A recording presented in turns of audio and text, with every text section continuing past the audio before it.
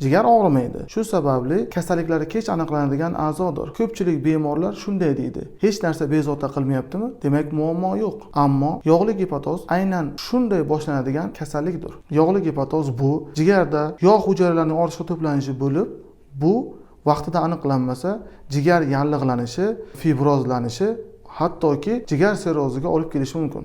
Yog'li gepatozga olib keluvchi eng ko'p sabablar: noto'g'ri ovqatlanish, yog'li, qovurilgan ovqatlar, fast foodlar va shirinliklar jigarni asta-sekin zararlaydi.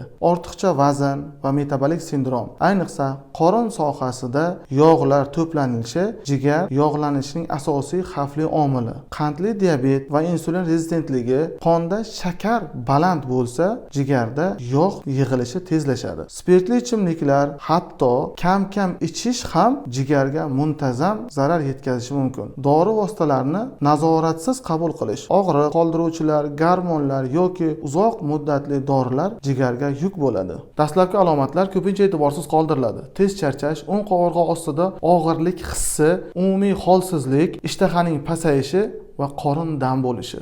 Jigar yog'lanishi erta bosqichda to'liq qaytishi mumkin, lekin kechki bosqichlarda jarayon qaytmas bo'lishi mumkin. Quyidagi taktika orqali instrumental tekshiruvlar UZD, MSKT, MRT, jigar fermentlari ALT, AST, metabolik ko'rsatkichlarni baholash, individual davolanish va ovqatlanish rejasi asosida jigar yog'li gepatozini erta aniqlash, davolash va asoratini oldini olish mumkin. Agar sizda yoki yaqin qarindoshlaringizda shu belgilar bo'lsa, vaqtni boy bermang, tezda gastroenterologga murojaat qiling.